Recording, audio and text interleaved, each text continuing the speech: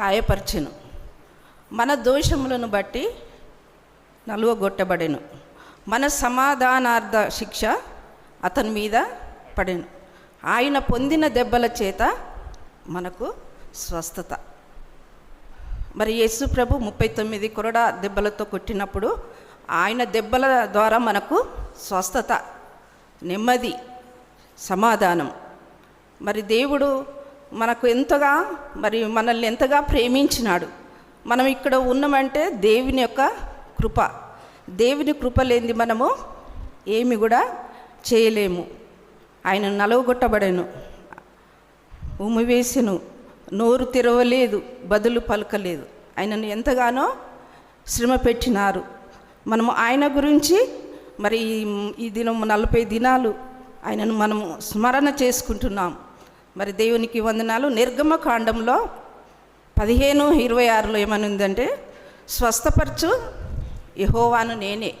ఆయన మనల్ని స్వస్థపరిచే దేవుడు, ఆయన మనకు సమాధానం ఇచ్చే దేవుడుగా మనము జ్ఞాపకము చేసుకుంటున్నాం.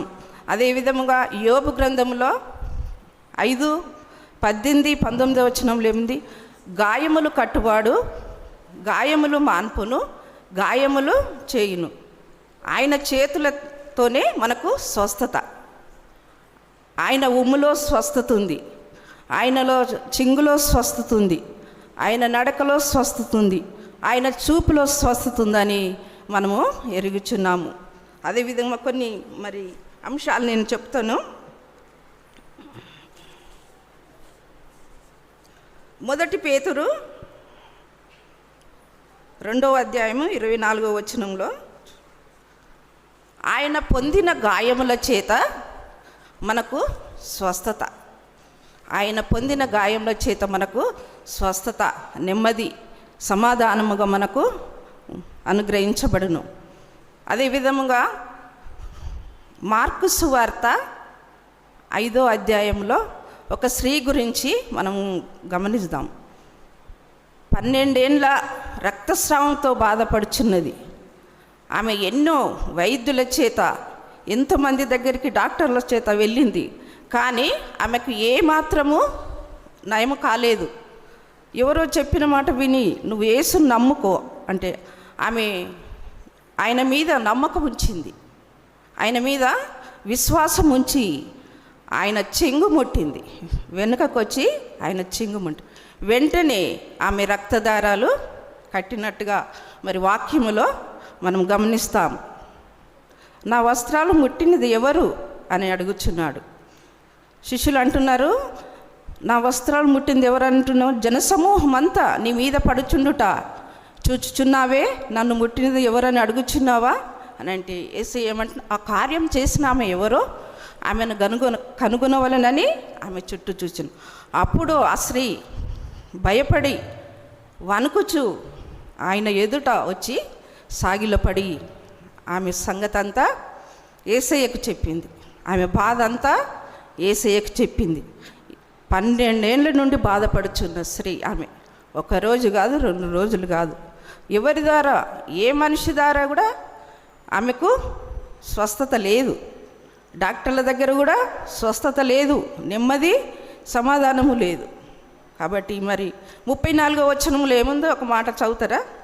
అందుకు ఆయన, కుమారి, నీ విశ్వాసము నిన్ను స్వస్థపరిచెను, సమాధానము గల దాని వైపోము, నీ బాధ నివారణ అయి నీకు స్వస్థత కలుగునుగాక అని ఆమెతో చెప్పాను.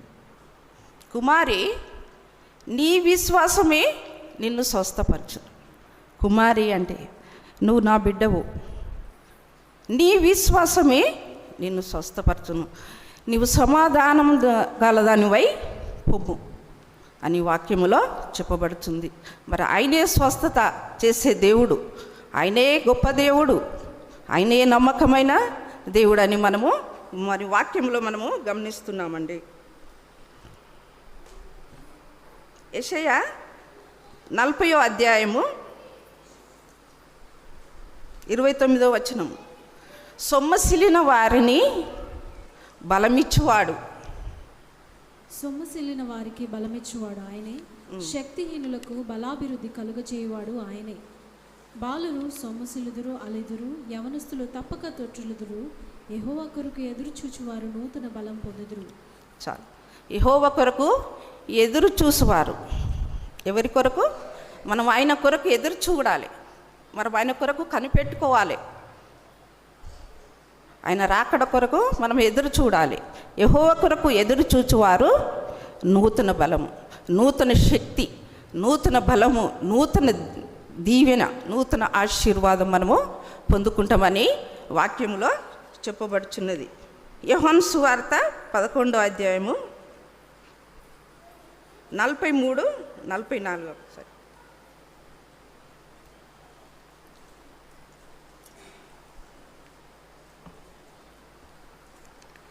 ఇక్కడ లాజరు చనిపోయినట్లు మరి దేవుని యొక్క వాక్యంలో మనం గమనిస్తున్నాం. ఆయన అలాగూ చెప్పి లాజరు బయటికి రమ్మని బిగ్గరగా చెప్పగా, చనిపోయిన వాడు కాళ్ళు చేతులు ప్రేత వస్త్రములతో కట్టబడిన వాడై వెలుపలికి వచ్చెను.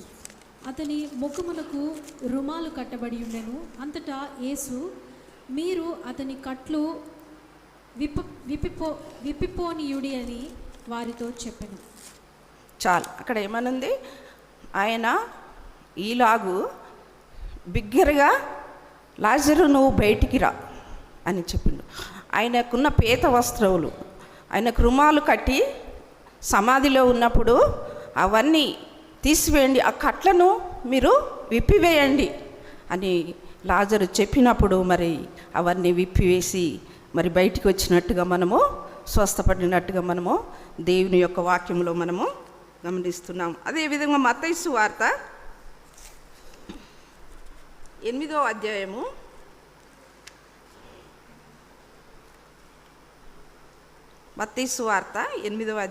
14, 17 వచనం. తరువాత యేసు పేతురింటిలో ప్రవేశించి జ్వరముతో పడి ఉన్న అతని అత్తను చూచి ఆమె చేయి ముట్టగా జ్వరం ఆమెను విడిచెను. అంతటా ఆమె లేచి ఆయనకు ఉపచారము చేయసాగింది. పేతురు అత్త జ్వరముతో బాధపడుచుండగా యేసయ్య వారి ఇంటికి ప్రవేశించాడు. ఆమెను చూశాడు, పేతురు అత్తను ముట్టాడు, జ్వరము విడిచింది. ఆమె మరి దేవుని వాక్య పరిచారం చేయుటకు కొనసాగింది. చూసారా, దేవుడు మరి స్వస్థపరిచినాడు దేవుడు. అలాగే ఇంకో మాట కూడా మనం చూసుకుందాము. లూకాసు వార్త 13వ అధ్యాయము 11, 10.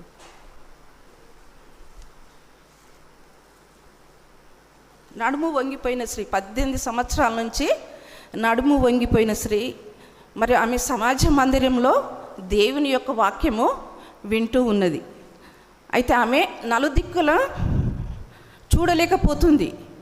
నడుము వంగిన స్త్రీ మరి భూమి కిందనే చూస్తున్నది. ఆమె 18 ఏళ్ళ నుండి మరి నడుము వంగిపోయి ఉన్నది అన్నట్టు. ఆమె ఎక్కడా చూడడానికి లేదు, కిందికి నడుము వంగిపోయింది కదా, కిందికి చూస్తూ ఉన్నట్టుగా మనము ఉన్నది. ఆమెలో నుండి యేసయ్య బలహీనతను, ఆమెలో నుండి ధైర్యమును వెళ్ళగొట్టినట్టుగా మనము గమనిస్తున్నాం. అప్పుడు ఆమె దేవుణ్ణి గణపరిచింది, దేవుణ్ణి ఆరాధించింది. ముందుగా ఆమె దేవుని వాక్యం అంటే వినలే, గుడికి వెళ్ళలే, దేవుడు అంటే ఆమెకు ఇష్టం లేదు, నిరుత్సాహంగా ఉన్నది. అలాంటిది సమాజ మందిరం